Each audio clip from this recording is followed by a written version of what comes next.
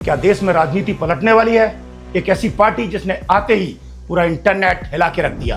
Instagram पर जितने followers करने में बीजेपी और कांग्रेस जैसी बड़ी पार्टियों को 14 से 15 साल लग गए, उससे ज्यादा फॉलोअर्स इस पार्टी ने सिर्फ 2-3 दिनों में कर लिए। एक ऐसी पार्टी जिसने बिना ग्राउंड पर आए हुए ही लाखों करोड़ों लोगों को एक साथ जोड़ दिया। और क्या अब देश की राजनीति, जो अब तक बीजेपी, कांग्रेस, सपा, आम आदमी पार्टी जैसी पार्टियों के इर्द गिर्द घूमती थी, वो अब इस देश की नई पीढ़ी यानी जेन जी के हाथों में जाने वाली है। मैं बात कर रहा हूँ कॉकरोच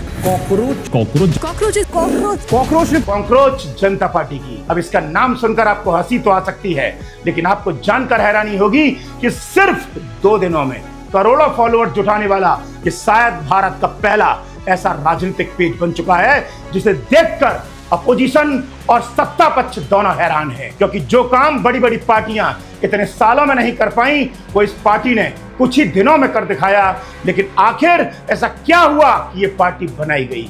तो कहानी शुरू होती है 15 मई 2026 से, यानी कि आज से लगभग 1 सप्ताह पहले, जब सुप्रीम कोर्ट में एक केस की सुनवाई के दौरान चीफ जस्टिस ऑफ इंडिया ने एक बयान दिया और सोशल मीडिया पर दावा किया गया कि उन्होंने देश के बेरोजगार और विरोध प्रदर्शन करने वाले युवाओं को कॉकरोच कहा है। और यह भी कहा कि इनका काम सिर्फ सिस्टम पर हमला करना और आरटीआई एक्टिविस्ट बनना है। अब जैसे ही यह बात देश के करोड़ों जेनजीज तक पहुंची तो युवाओं में गुस्सा फूट पड़ा और युवाओं ने कहा कि अगर सवाल पूछना कॉकरोच होना है तो हाँ, हम हैं कॉकरोच। और यहीं से अभिजीत दीप के नाम के एक लड़के ने इंस्टाग्राम पर एक पेज बनाया, कॉकरोच जनता पार्टी।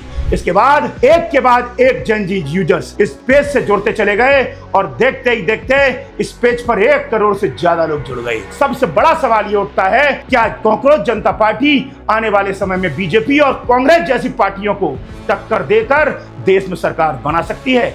उससे पहले थोड़ा अभिजीत दीप के यानी कि इस पार्टी के इंस्टाग्राम पेज के फाउंडर के बारे में जान लेते हैं। बताया जाता है कि अभिजीत दीप के फिलहाल यूएसए में रहते हैं और ये पेज यहीं से बनाया गया है। सोशल मीडिया पर कुछ लोगों ने दावा किया कि ये पहले आम आदमी पार्टी के साथ काम कर चुके हैं। कुछ तस्वीरें भी वायरल हुई जिसमें उनके साथ अर्पित शर्मा नाम का एक व्यक्ति भी दिखाई दिया। दावा यह किया गया कि अर्पित शर्मा के पिता पहले आम आदमी पार्टी के लिए काम कर चुके हैं और ये भी यूके के रहने वाले हैं, ऐसा कहा है इंटरनेट के फैक्ट चेकर्स ने। अब अगर जेनजीज की बात करें तो इस पीढ़ी की सबसे बड़ी खासियत ये मानी जाती है तो ये लोग पुरानी पीढ़ियों की तरह केवल धर्म, जाति और तय आइडियोलॉजी के आधार पर किसी पार्टी को सपोर्ट नहीं करते। यही वजह है कि जेनजीज को एकजुट करना आसान भी माना जाता है और ये अच्छी बात भी हो सकती है। लेकिन ऐसी किसी भी नई पार्टी या आंदोलन को यह ध्यान रखना होगा कि युवाओं को किसी एक विचारधारा के पक्ष या विपक्ष में अंधाधुंध ना धकेला जाए।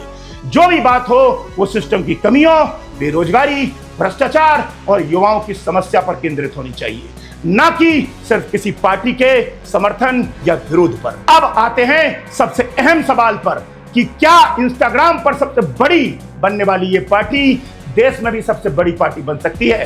तो इसका जवाब इतना आसान नहीं है, क्योंकि सरकार बनाने के लिए न सिर्फ सोशल मीडिया बल्कि ग्राउंड पर भी लोगों के साथ काम करना पड़ता है। एक ट्रेंडिंग पेज और किसी असली राजनीतिक पार्टी दोनों में बहुत बड़ा फर्क होता है। फॉलोअर्स से व्यू आ सकते हैं लेकिन वोट नहीं। पहले भी कई सोशल मीडिया इन्फ्लुएंसर और बड़े क्रिएटर्स चुनाव में उतारे गए हैं, लेकिन उनके करोड़ों फॉलोअर थे, उसके बावजूद भी वो हजारों वोट भी नहीं पा पाए।